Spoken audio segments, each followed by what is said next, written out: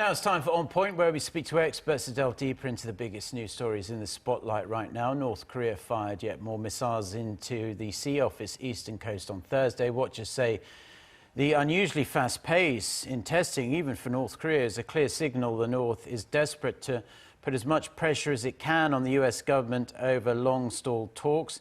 Now, on the US side, they want the North to give up its nuclear weapons and long-range ballistic missiles. North Korea, in return, wants some kind of breathing room when it comes to the crippling US-led sanctions that are imposed on the regime. The regime also issued a threat last week saying it would look closely into restarting the testing of nuclear bombs and ICBMs, which many experts believe could potentially reach the U.S. mainland. For more on the crisis, we connect to Mark Barry, the associate editor of the International Journal on World Peace. Good morning, Mark. Good morning. So, North Korea says it will reconsider its moratorium on testing nuclear weapons and long-range missiles over what it calls hostile U.S. moves. What do you think of the timing and the real reason behind the North's current behavior? Well, I think the most important thing is to know that there's a domestic audience or constituency that Kim Jong-un first and foremost has to address. And you have the 80th birth anniversary of Kim Jong-il coming up on February 16th, the 110th birthday of Kim Il-sung on April 15th. So this is part of a typical North Korean pattern of going through certain gyrations, certain fairly predictable, fairly familiar routines, and the missile testing is part of it. Testing, of course, for its own purposes, but also as a way of assuring the elite and the populace that this is a strong regime. The interesting thing is that on the front page of Nodong Shinmun this morning, it's all about agriculture, not about the missiles. That was on page 2. But I think it's primarily a domestic audience, and secondarily, it's a foreign audience, but not only including the U.S. and Japan and South Korea, it's also an audience that includes China and Russia. Well, Mark, I didn't know you were such a regular consumer of the Nodong Shinmun, but that's good to know. North Korea seemed annoyed. I do follow Twitter. Right. That the South Korean military dismissed the regime's claims that it has this hypersonic missile. Seoul said it's more than likely the missiles it fired earlier this month are just regular ballistic missiles or some variation upon that. Firstly, do you really think the North is irritated by what Seoul says in that regard? And do you think it is actually likely that North Korea has some kind of hypersonic missile within its vast arsenal?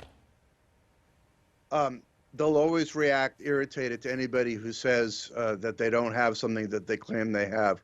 But the important thing is that their track record shows that they're able to make it to the goal, and they can learn from their mistakes.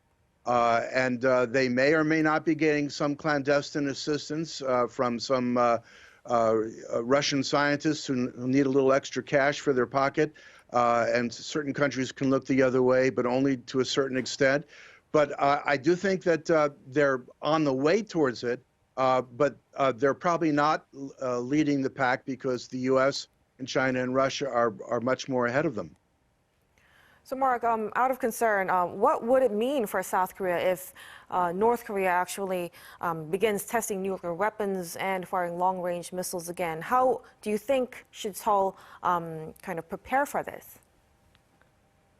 Well, I think the whole region is in upheaval.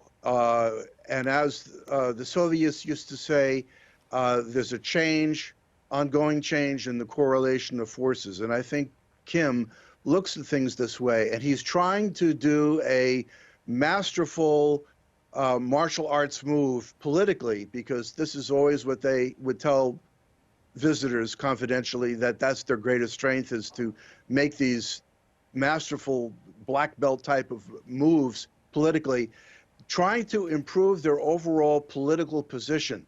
The economy doesn't come first and probably doesn't even come second.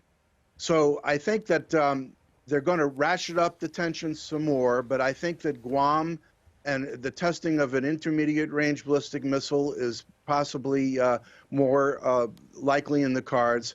And I think Seoul has to realize that the status quo that's been there for over 70 years cannot continue, and they cannot totally rely on anybody, including the United States, to really back them up and help change the situation.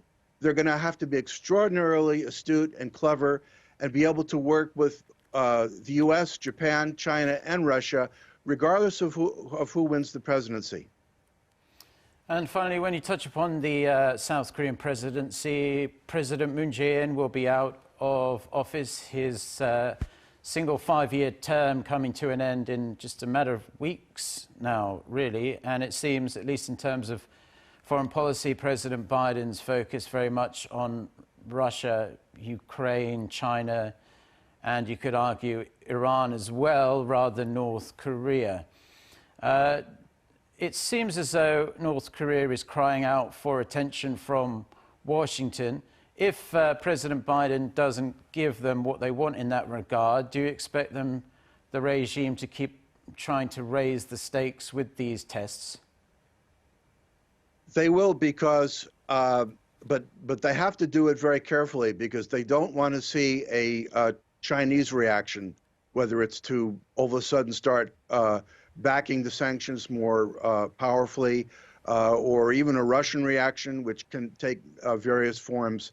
I think they will continue to ratchet up the tensions, and I think at some point, maybe by late spring, if the tensions continue past Kim Il-sung's birth anniversary, Biden may have to send Wendy Sherman to make a return visit to Pyongyang and to meet the son of the leader that she met back in October of 2000. I think it's going to come to that, because North Korea needs to find a landing that's acceptable to it, and not something that's acceptable just to China or to any other neighbor. All right, Mark, thank you so much for your insights. We'll talk to you again soon. Thank you, and have a Happy New Year. Happy New Year.